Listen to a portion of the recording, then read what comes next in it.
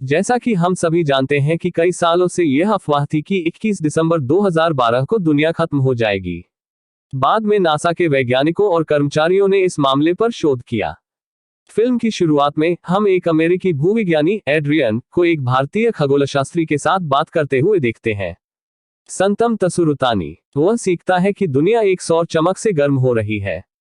बाद में हम एक भूविज्ञानी एड्रियन से मिलते हैं जो वाशिंगटन डीसी की यात्रा करता है। वह वहां के कर्मचारियों के प्रमुख को सूचित करता है कि वह क्या जानता है। एड्रियन की सारी जानकारी सुनने के बाद चीफ ऑफ स्टाफ उसे अमेरिकी राष्ट्रपति के पास ले जाता है। बाद में हम 2010 से एक दृश्य देखते हैं जिसमें उन सभी ने राष्ट्रपति के साथ एक गुप्त बैठक की योजना बनाई है और उन्हें बताएं कि हमारा ग्रह समाप्त होने वाला है, और वे सभी बाद में एक गुप्त परियोजना पर काम करते हैं। चीन के सैन्य अधिकारी बाद में अपना गुप्त मिशन शुरू करते हैं। वे एक अंतरिक्ष यान पर काम कर रहे थे जिसमें 10 लाख लोग बैठ सकते थे। इस अंतरिक्ष यान में एक और आदमी काम कर रहा है, जैसा कि हम देख सकते हैं। बाद में हम राष्ट्रपति की बेटी लौरा को देखते हैं। जब उसे पता चलता है कि 2012 में दुनिया खत्म हो जाएगी तो वह डर जाती है। वह मोनालिसा की पेंटिंग को इसलिए छिपा कर रखती है क्योंकि वह कीमती थी। फिर वर्ष 2012 में हम एक विज्ञान कथा लेखक जैक्सन से मिलते हैं। वह जल्दी उठता है क्योंकि उसे अपने बच्चों को अभियान में लाना है। बाद में वह अपनी पूर्व पत्नी से मिलने जाता है जो एक दोस्त के साथ रहती है। जैक्सन अपने बच्चों को एक पार्क में अभियान के लिए ले जाता है।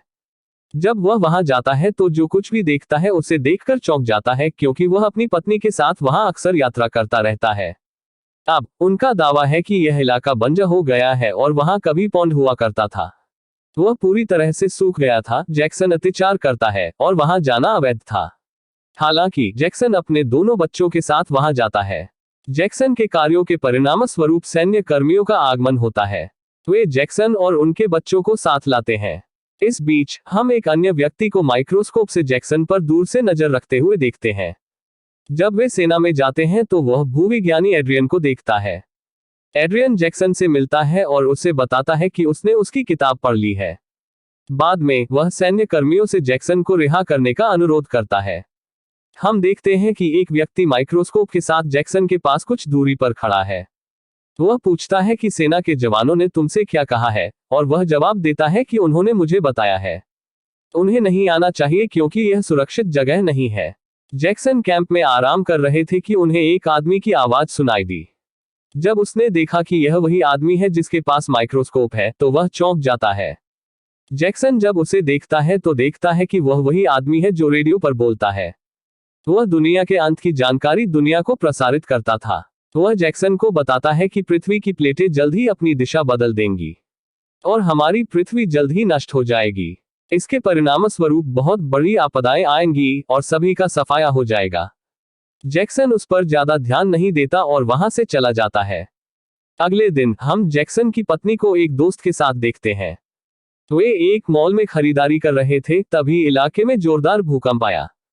जैक्सन की पत्नी उससे संपर्क करती है और उसे बच्चों को तुरंत घर ले जाने के लिए कहती है। अगले दिन जैक्सन अपने बच्चों के साथ घर लौटता है। वह उन्हें अपनी पत्नी के साथ छोड़कर वहां से चला जाता है। जैक्सन वास्तव में एक धनी व्यक्ति का ड्राइवर था और वह अपने बेटों को छोड़ने के लिए हवाई अड्डे के रास्ते में था। इस बीच कैलिफोर्निया में भीषण भूकंप आया। जैक्सन तुरंत अपने परिवार को ले जाता है और उन्हें सुरक्षित स्थान पर रखने की कोशिश करता है। भूकंप इतना शक्तिशाली था कि पूरे कैलिफोर्निया राज्य को धराशायी कर दिया। सभी कमरों को 2 हिस्सों में बांटा गया था और सभी वाहन जमीन में धंस गए थे। इसके स्थान पर कुछ भी सुरक्षित नहीं था क्योंकि पूरी व्यवस्था नष्ट हो चुकी थी।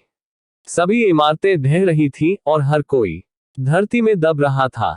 सभी प्रचारक, कार और लोग पृथ्वी के नीचे दबे हुए थे। वह कैलिफोर्निया में एक विनाशकारी भूकंप था जिसने सभी को मार डाला। जैक्सन सभी की जान बचाने के बाद एयरपोर्ट के लिए दौड़ता है। जब जैक्सन हवाई अड्डे पर आता है तो वह अपनी पूर्व पत्नी को सूचित करता है कि सरकार एक अंतरिक्ष यान बनाने के लिए एक शीर्ष गुप्त मिशन पर काम कर रही है। स्पेसशिप तक पहुंचने के लिए एक नक्शा है। नक्शा उस शख्स के हाथ में था जो माइक्रोस्कोप से जैक्सन पर नजर रखता था।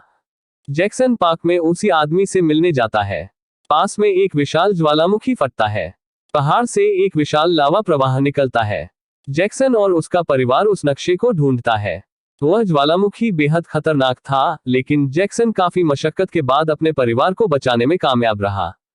इस मैप की मदद से उन्हें पता चलता है कि यह स्पेसशिप चीन में है। उन्हें चीन जाने के लिए एक बड़े विमान की जरूरत है। जैक्सन अपने परिवार को अपने मालिक के पास ले जाता है। उसके मालिक, उसके दोस्त और एक पायलट के जुड़वा बेटे थे। उसका नाम साशा था। वे सभी वहां से निकलने में सफल रहे। फिल्म में हम यहाँ भूविज्ञानी एड्रियन को देखते हैं, जो अपने पिता से बात कर रहा था। वह एक संगीतकार था। वो उस समय एक जहाज पर यात्रा कर रहा था। एड्रियन अपने पिता से कहता है कि हमारी धरती खत्म होने वाली है। वे दोनों रो रहे थे और उसके पिता को पता था कि हम लंबे समय तक जीवित नहीं रहेंगे।